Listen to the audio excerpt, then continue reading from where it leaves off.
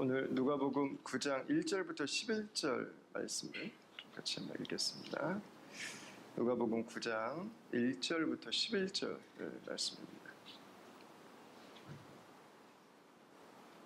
네, 찾으셨으면 저와 여러분들이 번갈아서 한 절씩 읽도록 그렇게 하겠습니다. 예수께서 12제자를 불러 모으사 모든 귀신을 제어하며 병을 고치는 능력과 권위를 주시고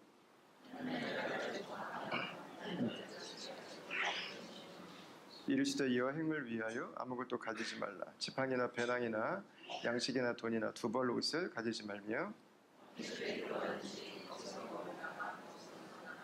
누구든지 너희를 영접하지 아니하거든 그 성에서 떠날 때에 너희 발에서 먼지를 떨어버려 그들에게 증거를 삼으라 하시니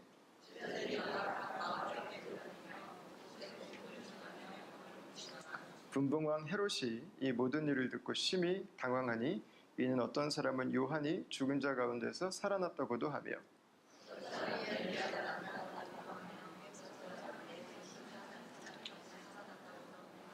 헤롯이 이르되 요한은 내가 목을 베었거늘 이제 이런 일이 들리니 이 사람이 누구이며 누군가 하며 그를 보고자 하더라.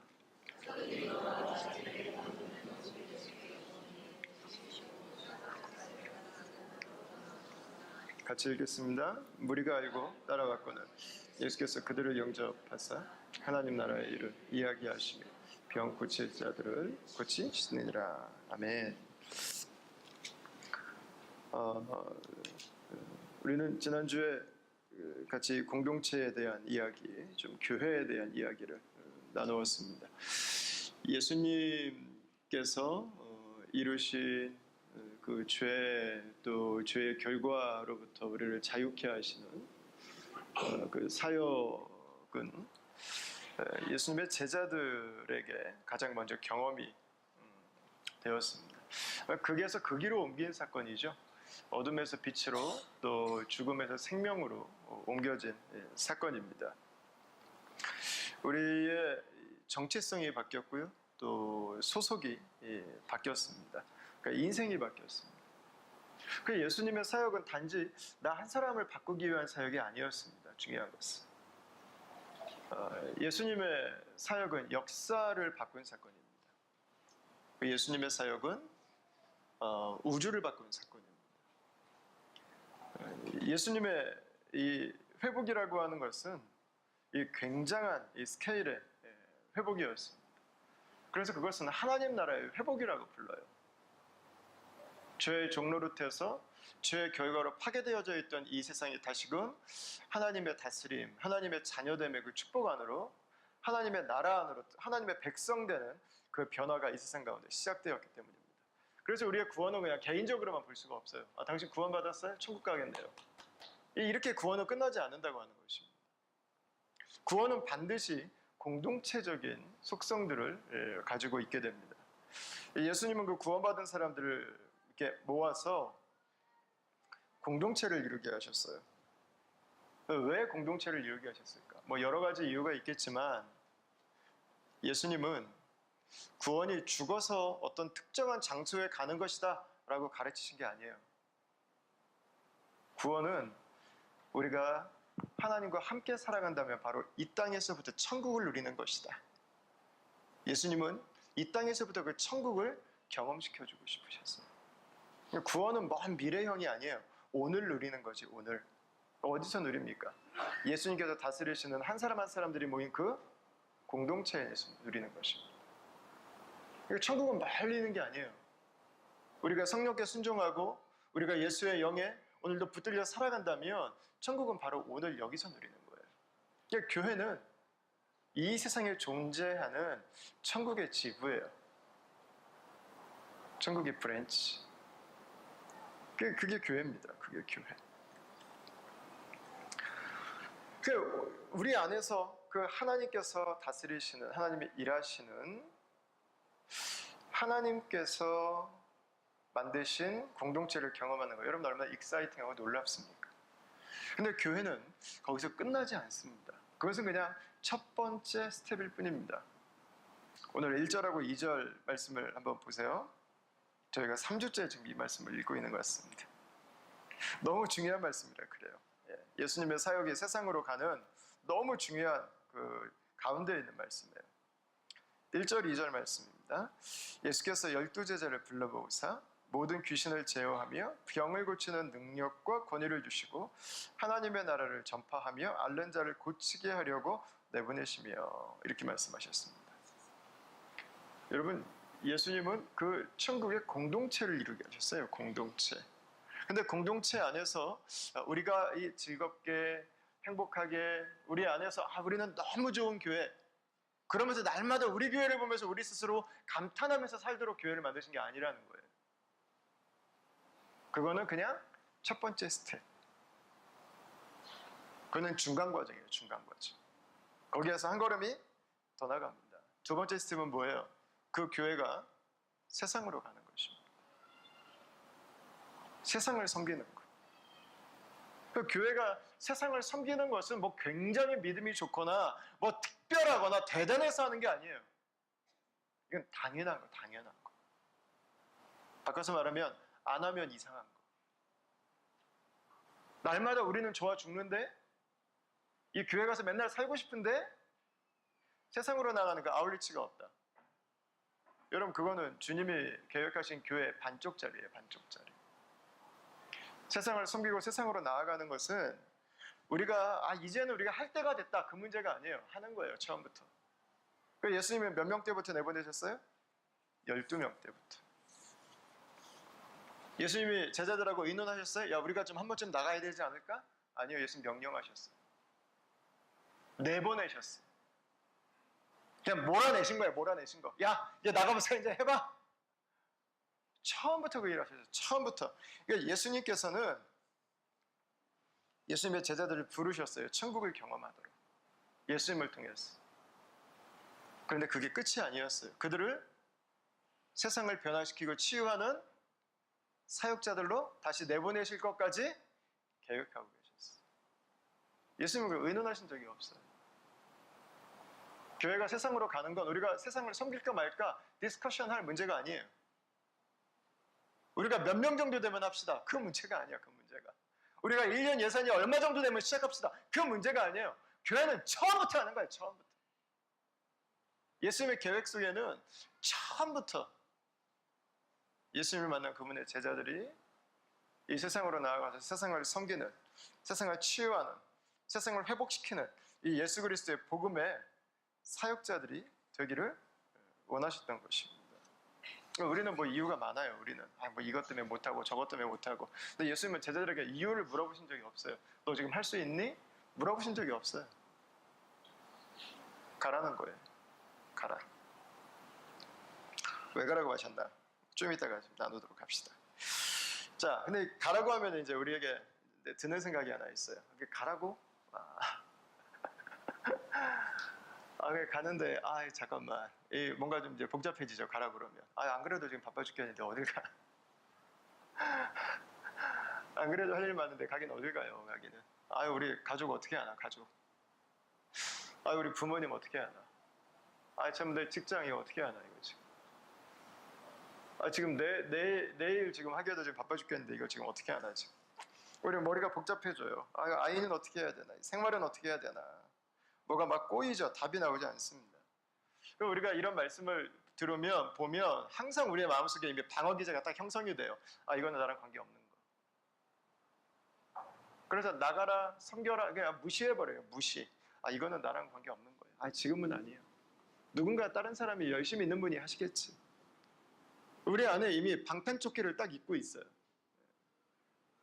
그걸 무장을 해제하려고 하지 않아요. 그냥 아예 이런 메시지는 아예 제껴놓죠. 여러분, 그러나 그렇게 단순한 문제가 아닙니다. 예수님은 12제자를 모두 다 내보내셨어요. 그 중에 어떤 사람들은 나가고 싶었던 사람들도 있었지만 어떤 사람들은 나는 나갈 수 없다고 생각했던 사람도 아마 있을 거예요. 근데 예수님은 내보내셨어요. 자, 3, 4절을 한번 봅시다. 같이 한번 읽겠습니다. 3, 4절 시작.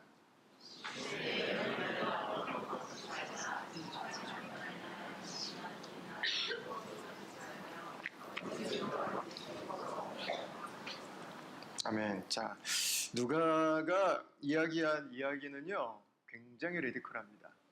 아무것도 갖지 말고 떠나라.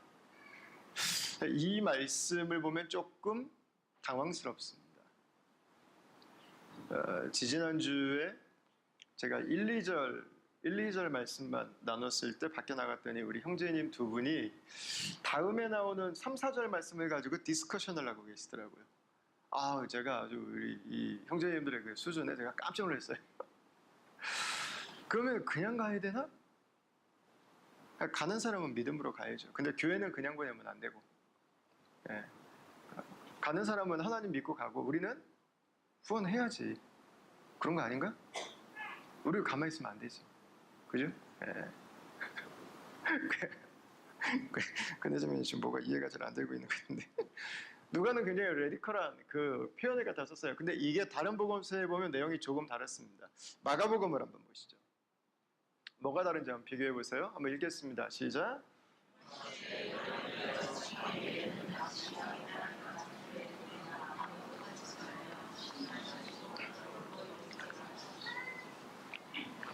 아멘. 자, 마가는 누가와 뭐가 다릅니까? 보시니까 누가는 아무것도 가지지 말라고 그랬어요. 근데 마가는 뭐라고 그랬어요? 신발, 또 지팡이 두 가지 가지라고 그랬어요. 두 가지. 차이가 나죠. 이제 이런 것들이 이 자유주의 학자들이나 성경에 대해서 좀 부정적인 사고를 있는 사람들이 성경을 좀 믿지 못할 책이라고 꼽는 이유 중에 하나가 이제 이런 거예요. 서로 내용이 좀 다르다는 겁니다. 그러니까 서로 예수님이 뭘 말했는지 모른다 이런 얘기들을 이제 하는 거예요. 디테일이 틀린데 어떻게 믿으라는 거냐 그런 말을 해요. 근데 사실은 정확하게 반대입니다. 정확하게 반대. 만약에 똑같다 그러면요 하나가 하나를 베낀 거죠. 베낀 거. 똑같다 그러면 믿으면 안 되죠. 여기에서 마가와 누가는 같은 이야기를 하고 있어요. 다만 관점을 다르게 보고 있어요. 원래 마가가 기록한 글을 누가가 참고했습니다. 그래서 마가가 먼저입니다. 아마 예수님께서 말씀하셨던 본래 의도는 마가가 맞을 것입니다. 왜냐하면 이 이스라엘의 지형 자체가 이 높낮이가 좀 있습니다. 이 호주처럼 이렇게 분지가 보이는 지평선이 보이는 평평한 땅이 아닙니다. 네, 이스라엘이라고 할 때는 한국처럼 산지가 많은 곳입니다. 예루살렘은 해발 약 750m가 좀 넘습니다. 근데 거기서 불과 버스를 타고 털털털털 30분을 가도 계속 내려갑니다. 30분 내려가면 나오는 데가 사해 바다입니다. 사해는 마이너스 400m입니다. 전 세계에서 가장 낮은 땅입니다. 그러니까 여러분 이게 이스라엘의 지형이에요. 이 사이에는 뭐가 있냐면 이 사이에는 광야가 있어요. 광야, 사막이 있어요. 그러니까 이래요. 이 이스라엘 땅 자체가 이래요. 높낮이가 계속 있어요. 그래서 신발과 지팡이는 필수예요. 필수. 그 지역을 다니기 위해서는. 그러니까 마가가 말을 하고 있는 거는 뭐예요? 최소한만 가지라고. 최소한만. 복음을 위해 사는 사람들은 삶이 단순해야죠. 다 가지고 어떻게 가요? 다 가지고.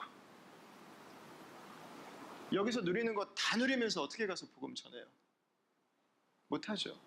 그러니까 복음을 위해 사는 사람들은 삶이 단순해요. 갖는 게 심플하고 더 가질 필요가 없어요. 섬기면서 살기 때문에 삶이 정리가 됩니다.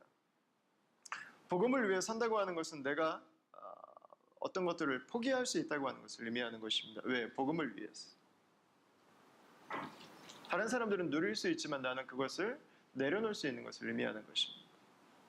21세기의 가장 유망한 사업 중에 하나가 그 스토리지업이더라고요. 스토리지업. 그러니까 사람들의 허영이 점점 커지는 거예요. 장소를 임대해서라도 임대료를 내가면서라도 무엇인가를 내가 가지고 살아야 되나. 얼마나 허영해요. 얼마나 허영. 여러분 단순해야죠. 단순. 다 나누세요. 왜? 그걸 왜 보관하면서 돈 주고 살아요? 나누세요. 세상에 그걸 필요한 사람들이 얼마나 많은데. 복음을 위해서 하나님 나라를 위해서 여러분 나누세요. 나눠. 왜 쌓아놓고 살아요? 그 1년에 한두 번 제대로 쓰지도 않는 것들을. 그냥 복음을 위해 산다고 하는 것은 단순해져야 갈 수 있어요. 다 가지고 있는데 하나님이 가라고 하시면 어떻게 가겠어요? 내가 이것도 있고 저것도 있고 이것도 쌓아놨고 저것도 쌓아놨고 못 가요. 못 가. 어떻게 가요? 어떻게? 복음을 위해서 사는 사람들은요, 삶이 단순해요. 그렇게 복잡하지 않아요. 많지 않아요. 예, 많이 가질 필요가 없어요. 오늘은 이건, 내일은 저건, 주님이 가라고 하는 곳으로 가기 위해서는요, 단순해요. 단순해. 주님이 기뻐하시는 것을 첫 번째에 두고 섬기기 위해서는요, 내 삶은 단순해져요. 제가 선교학을 공부할 때 텍사스 대학교에서 커뮤니케이션으로 PhD를 하신 그 베티 브루스터라고 하는 교수님이 계셨어요.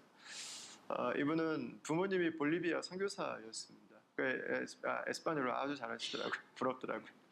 이분이 이제 선교사 2세로 볼리비아에서 태어났습니다. 근데 이분의 이 이 언어학에서 아주 굉장히 탁월한, 선교사들의 언어 습득에 있어서 굉장히 탁월한 그 관점을 가지고 계시는 분인데, 이분의 선교적 관점이 아주 굉장히 저는 성경적이라고 생각했어요.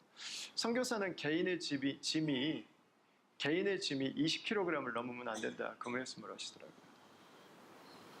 어느 마을이든지 누구를 만나러 가더라도 그게 와닿더라고요. 그렇지, 가벼워야지. 가벼워야죠. 복음을 전하기 위해 사는데, 에? 내가 이것저것 보따리 다 싸놓고 어떻게 하겠어? 자, 가벼워야 가라고 하면 갈 수 있어요. 가벼워야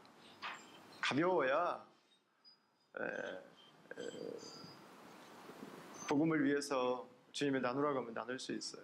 자, 근데 그거보다 더 큰 이유가 있어요. 더 큰 이유. 우리가 오늘 이 말씀에 보면 왜 누가는 아무것도 가지지 말라고 그랬을까? 마가는 그나마 2가지나 가지라고 그랬는데, 마가의 관점은 삶을 정리하라는 겁니다. 단순하게 살라고 하는 것입니다. 근데 누가의 관점은 이거보다 좀 더 본질적입니다. 누가가 우리에게 신발이 필요 없고 지팡이가 필요 없다는 말이 아니에요. 왜 안 필요해요? 필요하지. 그리고 가급적이면 좋은 신발 신고 다니면 더 낫죠. 복음 전하러 가는데 피곤하지 않고. 누가가 하는 말은 뭐예요? 우리가 신발도 신고 지팡이도 들지만 가장 궁극적으로는 하나님이 우리의 공급자가 되신다고 하는 것을 신뢰하라는 거예요.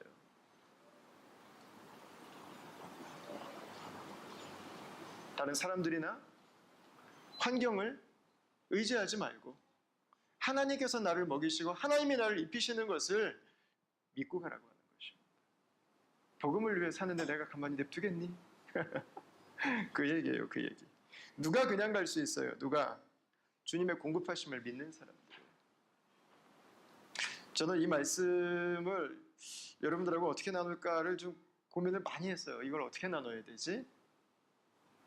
그래서 여러분들을 설득하지 않는 게 더 좋다고 생각했어요. 왜냐면 이건 설득으로 될 문제가 아니에요. 이건 경험해봐야 되는 문제. 체험해봐야 되는 문제. 그렇지 않고는 불가능한 문제. 내 삶을 정리하고 내 지출을 정리하고 첫 번째를 하나님에게 둘 수 있다고 하는 것. 그때 하나님의 채우심을 경험한다고 하는 것. 그때 내가 참여하고 내가 기도하고 내가 나눈 그곳에서 복음의 역사가 일어난다고 하는 것. 그리고 그 땅에서 하나님께서 영광 받으신다고 하는 것. 거기서부터 오는 감격과 기쁨이라고 하는 것. 여러분, 이거는 저는 말로 설명할 문제가 아닌 것 같아요. 그렇지 하고 그냥 이 희열을 느끼고 가야 되는 문제가 아니에요. 이건 경험해야 되는 문제. 경험해야 되는 문제. 우리의 삶을 실제로 정리해서 나눠야 되는 문제들입니다. 이게 오늘날 세대는 여러분 굉장히 도전입니다. 왜냐하면 우리 세대는 더 쌓아놔야 되거든요. 우리 세대는 더 많아야 되거든요. 남들보다. 이게 우리 세대는 굉장히 도전이에요. 이 메시지는. 이 설교를 강하게 하지 못하는 이유 중에 하나는 제가 생각할 때 이 설교를 제가 여러분들에게 더 강하게 도전하지 못하는 이유 중에 하나는 뭐냐면 여러분들 중에서 어떤 분들이 복음을 떠날까 봐. 예. 정말 제 마음 안에는 그런 마음이 있어요. 이게 분명한 것인데 복음의 마지막 세대를 우리가 살아가면서 하나님 나라를 위한 우리 헌신이 분명해야 됨에도 불구하고 이 세대가 너무 많은 걸 요구하고 있어요. 그리고 우리의 삶이 거기에 너무 깊이 뿌리박혀 있어요. 주님이 가라고 하면 우리가 갈 수 있을까?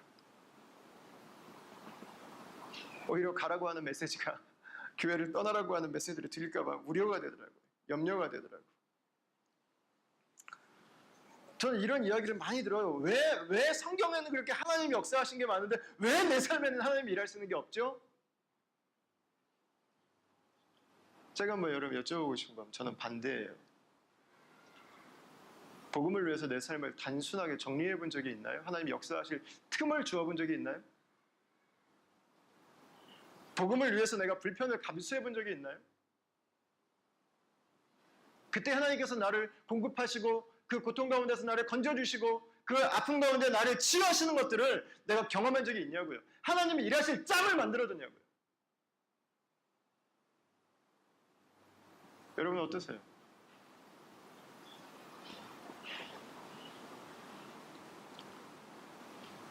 하나님이 내 삶에 일하실 여지가 있냐고요. 여지가.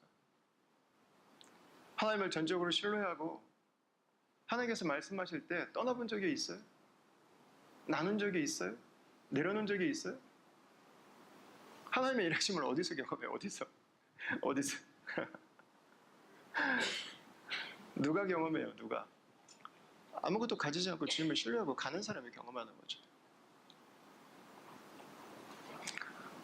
복음을 전하는 사람은 두 가지 태도가 필요한 거예요. 하나는 삶이 단순해져요. 복음을 위해 삶이요.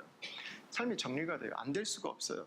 어떻게 복음이 첫 번째인데 내가 하고 싶은 거 다 하고 내가 쓰고 싶은 거 다 쓰고 내가 놀고 싶은 거 다 놀고 어떻게 해요? 복음을 위해 살아갑니까? 여러분 있을 수가 없는 일이에요. 있을 수가 없는 일. 하나님께서 우리에게 이 중산층의 어느 정도의 수입까지는 그럴 수는 없어요. 우리가 다른 사람과 비교가 되지 않은 부를 가지고 있는 수준이란 모르겠지만 삶이 단순해져야 되죠. 내 삶에서 내려놓는 게 생기죠. 내 시간도 내려놓고 내가 우리를 위해서 사용해야 되는 나 중심적으로 사용하던 에너지와 자원들이 하나님 나라를 위해서 흘러가니까 내 삶을 단순해지는 거예요. 심플해지죠. 두 번째는 주님을 전적으로 의지하고 신뢰하는 거죠. 저는 누가가 왜 이렇게 마가는 그래도 조금 상식적으로 이걸 썼는데 왜 이렇게 누가는 이거에 대해서 레디컬하게 썼을까라고 생각을 해봤어요. 근데 아마 누가는 이걸 경험했던 것 같아요. 누가는 바울의 전도팀의 일원이었거든요. 그는 바울과 함께 전도여행을 다녔어요. 의사로서 자기의 잡을 복음을 위해 그는 사용했거든요. 그러면서 아마 그는 경험했을 거예요. 하나님이 공급하신다는 게 뭔지, 죽을 위기 가운데 하나님이 살려주신다는 게 뭔지, 사람들의 위협 가운데서 우리를 하나님이 구출해 주신다는 게 뭔지, 하나님의 손이 내 인생 가운데 있구나 라고 하는 것을 아마 누가는 직접 경험하면서 살았을 거예요. 그래서 우리가 복음을 위해 살아갈 때 첫 번째는 하나님 그분을 100% 의지하는 것입니다 라고 하는 걸 더 강조하고 싶었던 것 같아요. 여러분 맞죠? 주님을 전적으로 의뢰하고 의지해야죠. 왜? 오늘 본문에 나오는 귀신이 나가고 병을 고치고 앓는 자가 치유되는 일, 여러분 이거 우리가 가지고 있는 게 하는 일이 아무것도 없어요. 다 뭐가 해요? 주님이 하시는 일이에요. 주님이 하시는 일. 주님을 전적으로 신뢰할 때 주님이 하시는 일이죠. 주님이 하시는 일. 이건 이론으로 알 수 있는 문제가 아니에요. 나하고 우리 가족만 위해 살면 죽어다 깨나도 알 수 없는 부분이에요. 이거는. 네. 여러분 저는 이 말씀을 우리의 삶에서 경험하는 인생이 되길 축원합니다. 우리 가정마다 또 우리 순들마다 하나님께서 우리의 주를 신뢰하고 우리의 삶을 단순하게 해서 복음을 첫 번째에 두고 살아갈 때 여러분 이 삶들 우리가 좀 누릴 수 있게 되길 바라요. 이게 오늘 이렇게 설교에는 한숨들이 나오시네요. 이게 지난주에 제 아내가 큐티하다 말고 저한테 물어보더라고요. 당신 가족들을 부양하고 먹여 살리느라고 힘들었어? 이렇게 물어보더라고요. 어깨가 무거우냐 뭐 그런 거였더라고요. 제가 아무 생각 없이 대답했어요. 근데 그 대답이 제 아내를 첫 번째는 절망시켰고 두 번째는 감동시켰어요. 이거 미안해. 나는 가족을 부양하기 위해서 결정을 한 적이 단 한 번도 없었어.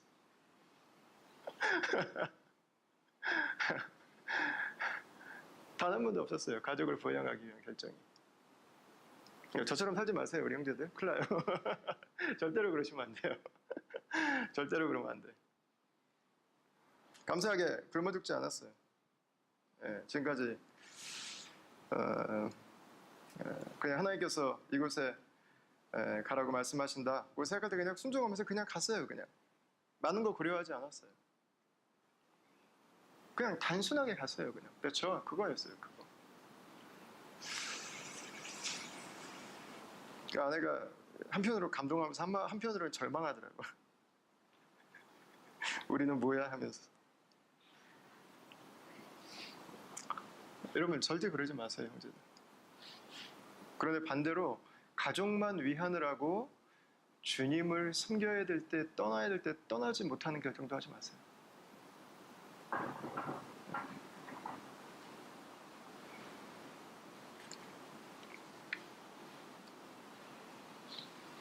여러분, 이것은 그리스도인으로서, 교회로서 우리에게는 굉장히 중요한 결정이에요.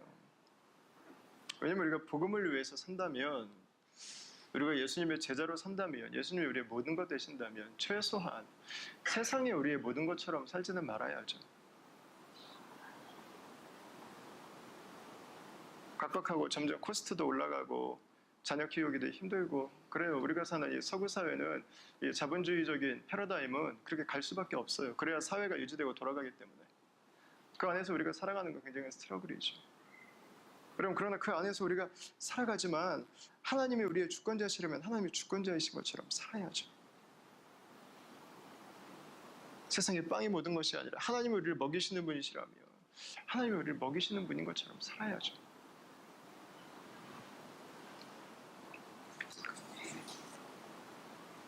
이렇게 이제 이야기를 하다 보면 이제 직업을 가지신 분들이 그럼 내가 직업을 가지고 어떻게 해야 되나? 뭐 그냥 가야 되나?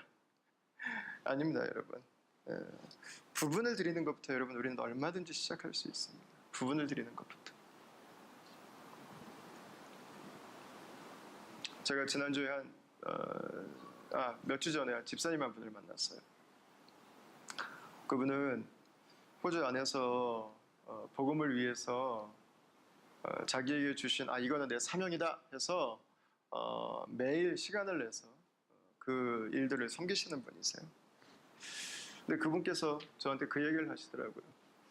그분도 홈클리닝 하시는 분이신데요. 자기의 수입의 일정 부분, 자기 시간의 일정 부분을 그냥 복음을 위해 드리세요. 그분이 한 작은 교회로 옮기셨는데 그 교회가 완전 뒤집어졌어요. 그 교회가 완전히. 그냥 우리끼리만 살던 교회가 그 연약한 분들을 섬기는 교회로 완전 탈바꿈이 되어버렸어요. 교회 하나가 완전 뒤집어졌어요. 집사님 한 분이 교회를 옮겼는데. 그분께서 하시는 말씀이 그거였어요. 목사님, 성도들이 11조만 제대로 드려도 교회들이 이렇게 어렵겠습니까? 그 얘기를 하더라고요. 11조만 하나님 앞에 온전히 드리면 교회가 이렇게까지 어렵겠냐고. 성도들이 우리 시간의 10분의 1만 주님의 나라를 위해서 드리면 세상이 이렇게 각박하겠냐고. 그 얘기를 하시더라고요. 근데 사실 저는 그거는 목사로서 들으면서 굉장히 좀 부끄러웠어요. 왜냐하면 그 일은 목사들이 사실은 들어야 되는 부분이에요. 성도들이 그렇게 땀 흘려서 드린 헌금을 우리가 세상을 위해서 제대로만 쓰고 있다면 우리가 먼저 복음을 위해서 모든 것을 다 드린다면 저에게는 그런 질문으로 와닿았어요.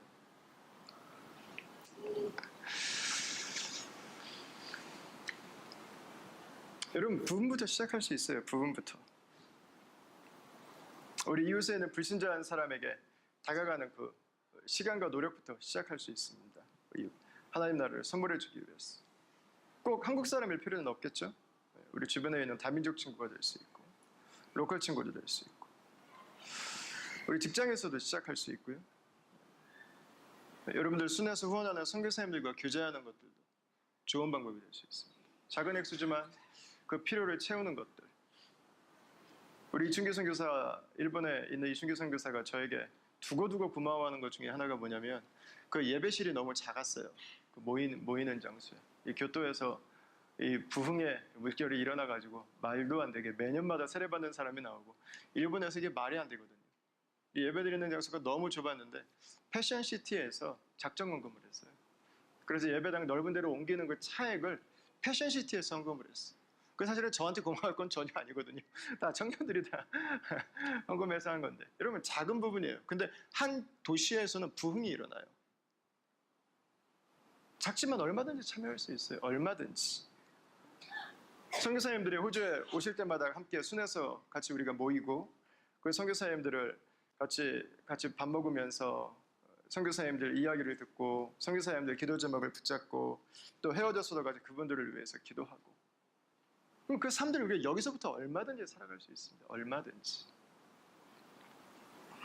이곳에 있는 홈리스들을 위해서, 또 내가 마음에 있는 한 나라를 위해서, 여러분 얼마든지 섬길 수 있는 부분들이 있어요. 얼마든지 세상으로 갈 수 있어요. 가정에 관심이 있다면 멀리 가정사역 특별히 안 하셔도 돼요. 내 주변에 어려운 가정들이 있다면 그 가정을 그냥 올해는 내가 이 가정 섬겨야겠다, 그렇게 한 가정씩 품고 여러분 기도하고 한 번씩 격려해주고 한 번씩 안아주고 축복해주는 것만으로 여러분 충분히 할 수 있는 일입니다. 충분히.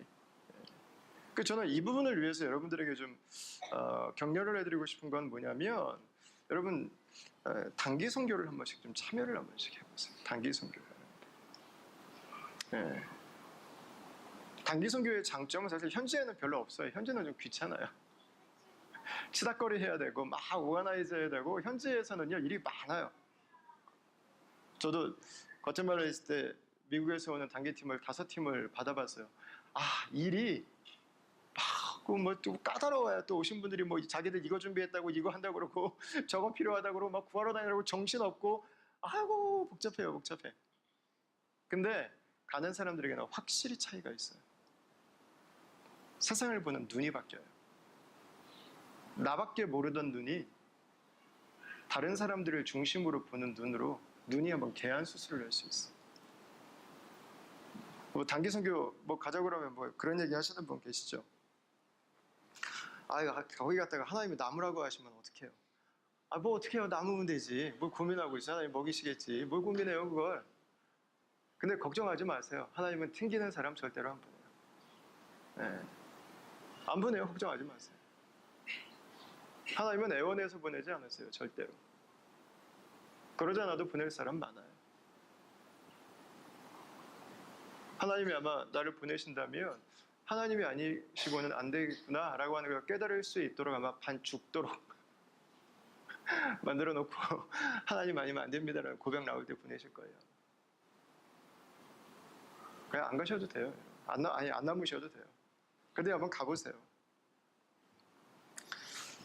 저는 이 말씀을 보면서 예수님의 정말 이 놀라움을 보는 게 뭐냐면, 예수님의 제자들을 12명일 때 초창기 때 바로 보냈다는 거예요. 제가 보니까 믿음 생활이 어려운 점이 뭐냐면, 기존의 교회만 위해서 살아가던 신앙생활의 패러다임에서 매일 그냥 말씀 듣고 은혜 받고 우리 집 이 관점만 가지고 살아가는 삶이 1년, 2년, 5년, 10년 지속되는 이 가치관에서는요, 10년이 지나도 나중에는 우리 복음을 위해서 헌신합시다. 그럼 못해요. 못해요. 처음부터 해본 적이 없어요. 왜? 믿음은 그냥 앉아서 은혜 받은 거였어요. 내가 가서 섬기고 나누는 게 아니라. 처음부터 하셨어요. 왜? 믿음은 섬기는 게 포함되는 거예요. 처음부터. 여러분 단기 선교 청년들만 가는 거 아니에요. 장년들도 가십시오. 가보십시오. 그동안 내가 살았던 삶을 객관적으로 말씀 앞에서 돌아볼 수 있는 시간이 될 겁니다. 내 삶의 틀을 바꾸는 거예요. 교회가 왜 이 땅에 있어야 되는가? 보는 눈이 달라질 거예요. 내가 직장 생활을 왜 해야 되는가? 우리 가족이 무엇을 위해서 헌신해야 되는가? 내가 자녀들을 어떤 모습으로 키워야 되는가? 여러분 한번 헌신해 보십시오. 여러분 한번 드려보십시오. 예수님은 양육을 책상에서만 하지 않으셨어요. 양육은 머리만 커지는 것이 아닙니다. 양육은 삶이 예수님을 닮아가는 것입니다. 예수님의 제자들이 지금 뭐 하고 있어요? 가서 예수님이 하셨던 일 하고 있어요. 믿음은 예수님이 사셨던 삶을 사는 것입니다. 그 중에 하나는 섬기는 것입니다. 누군가를 섬기는 것은 대단한 일을 하는 것이 아닙니다. 섬기는 당신은 특별한 사람이 아닙니다. 그것은 하나님 나라에서는 보통 사람입니다. 당연한 것입니다. 은혜를 많이 받은 사람일수록 더 멀리 튀어가서 섬깁니다. 저는 여러분들이 멀리까지 튀어갈 수 있게 되기를 바랍니다. 그 은혜 가운데 살게 되기를 바랍니다. 그냥 이 주변에서만 그냥 이렇게 하지 말고 멀리 그냥 팍팍 좀 가세요. 전 여러분 가운데서 아프리카로 튀는 분들이 나오게 되기를 축원합니다. 가라고 그럴까 봐 아무도 아멘 안 하시죠? 예? 전 여러분들 중에서 저는 아랍으로 가는 분들이 나오게 되기를 축원합니다. 전 여러분 중에서 아시아로 가는 분들이 나오게 되기를 축원합니다. 전 여러분들 중에서 부족으로 가는 분들이 나오게 되기를 축원합니다. 전 여러분들 중에서 우리가 살고 있는 이 도시의 슬럼과 어둠의 지역들로 가는 분들이 나오게 되기를 축원합니다. 보내실 거예요 아마. 여러분들이 죽든지 내가 죽든지 여러분들이 아무도 안 가면 내가 가고.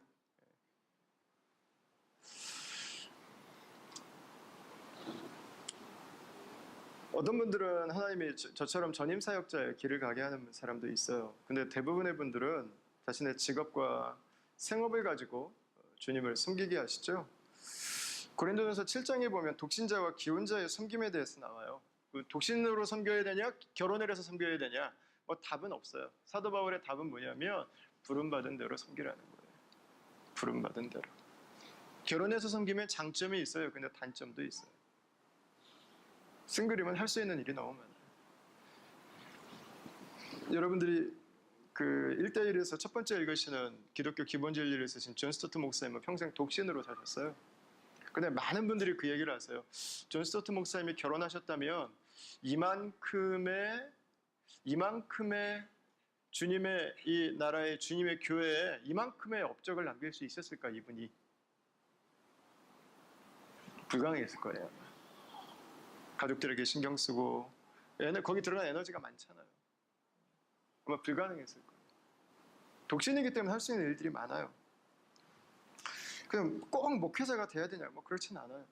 꼭 선교사가 돼야 여러분 그렇지 않아요. 직업 가지고 섬기시면 돼요. 부르심 받은 대로 섬기시면 돼요. 그러니까 여러분 뭐 저처럼 목회만 하는 사람이 힘들겠어요. 여러분처럼 직업 가지고 있으면서 복음 위에서 살아가는 삶이 더 힘들겠어요. 누가 더 힘들겠어요? 당연히 여러분들이 더 힘들죠. 직업 가지고 살아가는 삶이 더 힘들죠. 저는 한 가지만 하잖아요. 근데 여러분들은 두 가지, 세 가지를 하는 거죠. 여러분들이 더 힘들어요. 왜냐하면 여러분들이 보냄받은 12제자들이기 때문에 그렇습니다. 여러분들이 하나님 나라의 주력이기 때문에 그렇습니다. 하나님 나라를 경험하고 예수님의 몸된 교회를 이루고 그 교회를 세우고 섬기고 이 세상에 하나님 나라를 가지고 이 세상에 하나님 나라를 증거하는 것들은 바로 여러분들입니다. 저는 여러분들이 그 역할을 감당하실 수 있도록 그냥 서브하는 자입니다. 서브하는 자리. 예. 제가 무엇인가를 할 수 있는 것이 아니에요. 그러니까 여러분 그 자리를 우리가 지켜가는 것들이 때로는 힘들 수가 있어요. 어려운 과정일 수도 있어요. 근데 여러분 그 자리를 우리가 마지막까지 지켜갈 수 있기를 바랍니다. 주님께서 힘 주실 거예요. 우리의 마음에 하나님 나라를 품고 기도하는 것들을 멈추지 않게 되기를 바랍니다. 그래서 저와 여러분들의 삶을 통해서 하나님의 나라가 이 땅 가운데 이루어지는 그 은혜가 있기를 축원합니다. 자, 근데 이제 또 다른 문제가 하나가 있습니다. 그게 뭐냐면 그래 내가 오케이 내 삶을 좀 정리해야지. 맞아, 주님의 공급하심을 내가 기대하며 살아야지 라고 헌신하기로 했어요. 근데 모두가 다 내가 하는 일들을 환호해주거나 좋아하는 것은 아니라는 것입니다. 4절하고 5절 말씀을 한번 읽겠습니다. 자, 시작. 어느 집에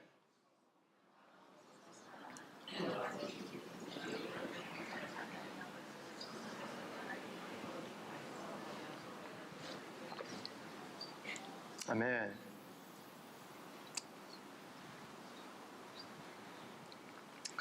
그들에게 증거를 삼을지니라 말씀하셨어요.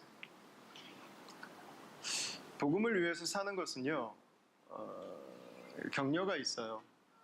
예, 누군가가 예수님을 만나고 또 복음을 전해주셔서 고맙다고 말하는 사람도 있고, 당신의 모습을 보고 내가 힘을 얻었다고 말하는 사람도 있고, 그리고 당신 하는 그 일들에 대해서 너무 가치가 있고 중요한 일이라고 응원을 해주는 사람들도 있어요.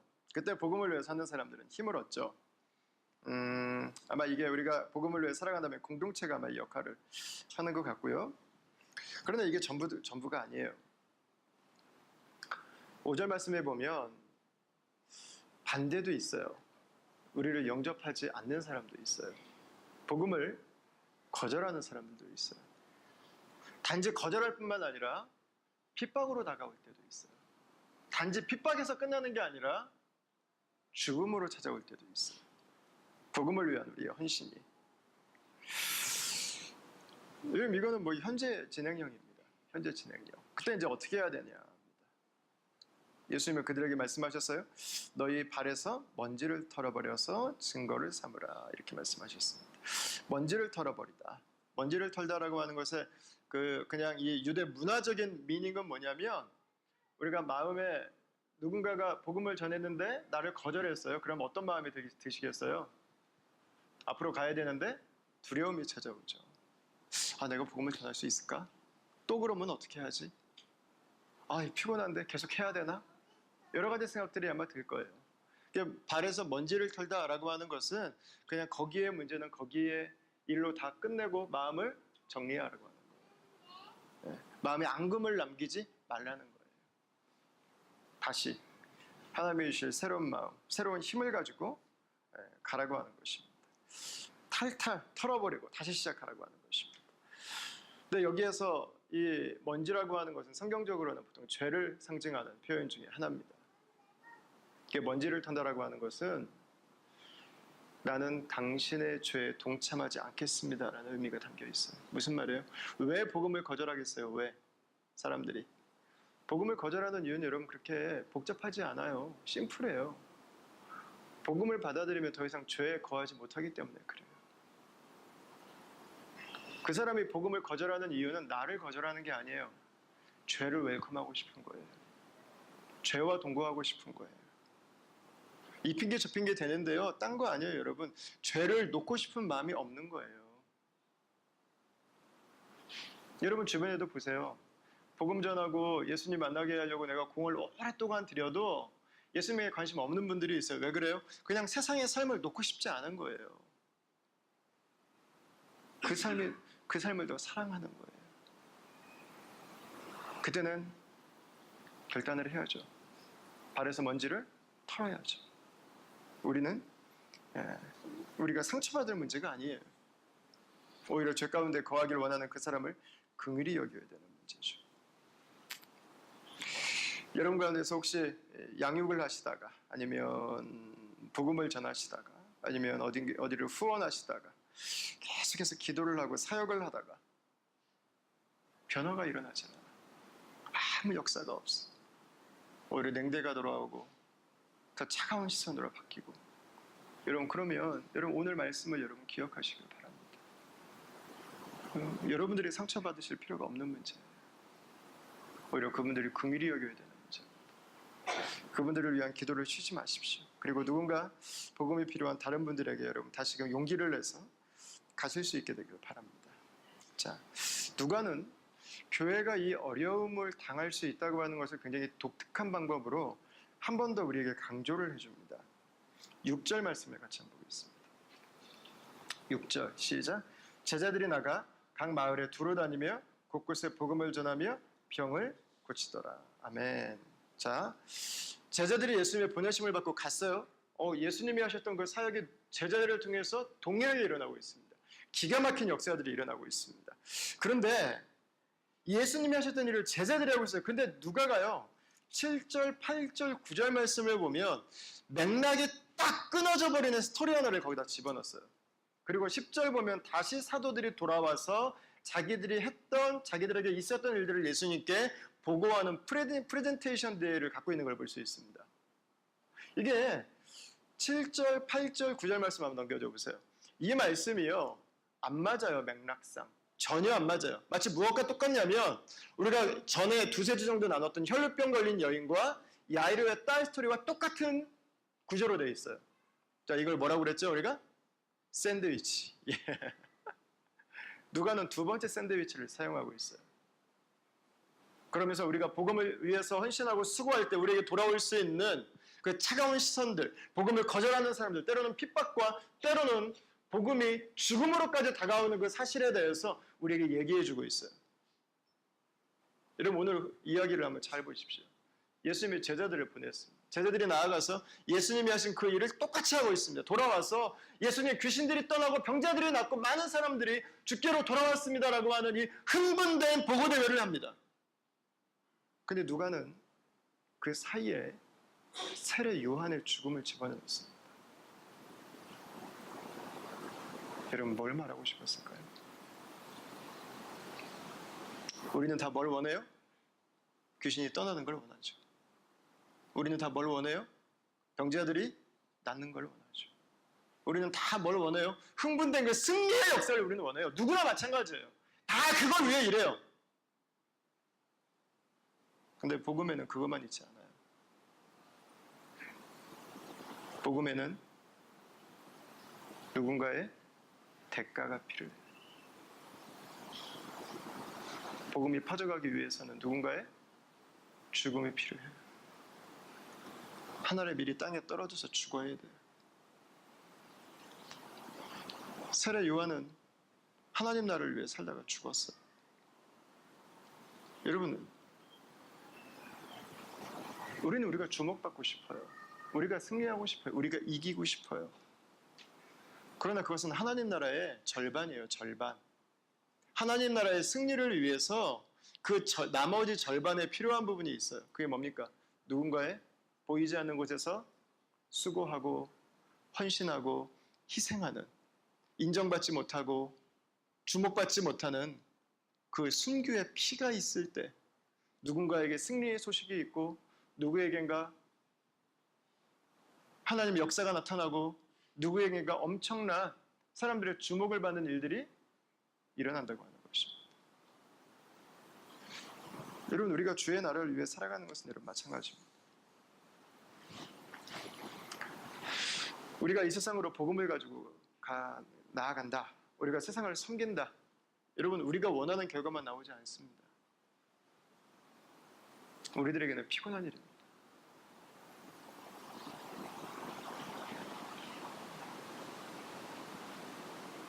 더 쉬운 방법은 얼마든지 있습니다. 그러나 저 순교를 대신할 수 있는 건 아무것도 없어요.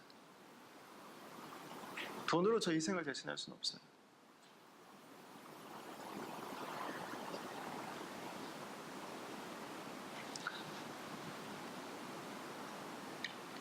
누군가 심지어는 죽을 수도 있어요. 근데 그게 끝이 아니에요. 거기에서부터 복음이 피어나기 시작합니다. 거기에서부터 하나님 나라의 역사가 일어나기 시작합니다. 여러분 한 교회가 세워져 가는 데는 보이지 않는 곳에 수많은 노력들이 있어요. 인정받지 못해요. 아무도 알아주지 않아요. 보이지 않는 눈물들이 있어요. 보이지 않는 기도들이 있어요. 여러분 그렇지 않고는 불가능한 거예요. 한 가정이 세워지는 것도 여러분 마찬가지잖아요. 근데 놀라운 거는요, 교회사를 보면 이 모습이 정확하게 맞다는 걸 알 수 있어요. 교회사에서 교회가 힘이 있고 명예가 있고 물질이 있고 땅이 있고 세상에 영광이 있을 때 그 교회는 더 많은 사람들이 교회 안으로 들어왔어요. 근데 그 교회가 세상을 변화시켰다고 말하지 않아요. 세상이 복음이 변질돼 가기 시작해요. 놀라워요. 교회가 무엇인가를 가지고 있으면 변질돼 가요. 왜? 가지고 있는 걸 믿어요. 근데 교회가 약하고 핍박 가운데 있고 어려움 가운데 있을 때 그 교회는 복음의 역사를 일궈냈어요. 진실한 교회가 이 땅 가운데 세워졌어요. 왜? 우리가 약하기 때문에 주님만을 의지할 수 있었어요. 우리가 약했기 때문에 주님만을 구할 수 있었어. 내가 나설 만한 게 없었어요. 주님이 하시지 않으면 불가능했어요. 여러분, 우리의 약함이 있을 때 주님의 나라가 세워지는 거예요. 누군가가 낮은 곳으로 내려갈 때 하나님의 나라가 이 땅 가운데 일어나는 것입니다. 여러분, 나는 여러분들을 통해서 그 역사들이 이 땅 가운데 일어나길 축원합니다. 나는 여러분들을 통해서 열방 가운데 그 역사들이 일어나게 되길 주의 이름으로 축원합니다. 우리 다음공동체가 이 땅에 살아가면서 하루하루 우리의 삶이 주님께서 주신 하나님 나라를 향한 삶이 되기를 원하고요. 그 하나님 나라를 위한 헌신과 기대를 기뻐하는 삶으로 나아갈 수 있게 되기를 바랍니다. 장하준 씨라고 하는 분이 최근에 경제학 강의라고 하는 책을 썼는데 그 책에 부록으로 딸려온 그 작은 소책자가 있어요. 근데 거기에 그가 한 말이 아주 인상적이에요. 인터뷰 형식으로 그 글을 마무리했는데 마지막 질문입니다. 기자가 묻습니다. 이건 정말이지 꼭 듣고 싶은 이야기라서 그러는데요. 교수님 저서에서 역사라는 바람직한 세상이 정말 이루어질 수 있으리라고 보십니까? 이렇게 질문을 했습니다. 기자가. 그랬더니 장하준 씨가 대답을 했습니다. 200년 전에 노예 해방을 외치며 미친 사람이었습니다. 100년 전에 여자가 투표권을 달라고 하면 무시당했고요. 50년 전에 후진국들에서 독립운동을 한 사람들은 테러리스트가 되어서 감옥에 갔죠. 남아공이 인종차별 정책을 철폐하고 만델라가 풀려날 줄 20년 전에 누가 알았겠어요. 단기적으로 보면 불가능해 보여도 장기적으로 보면 사회는 계속해서 더 나은 것들을 추구해 가야 됩니다. 라는 이야기를 했습니다. 여러분, 복음은 어쩌면 그런 것입니다. 지금 세상에 없는 그것을 선물해 주는 것. 누군가는 시작해야 됩니다. 누군가는 대가를 지불해야 됩니다. 이 땅에 주의 나라가 이루어지는 여러분, 그 하나님의 영광을 바라보면서 기쁨으로 우리의 삶을 주 앞에 드릴 수 있는 그런 다음의 가족들이 되시길 축원합니다.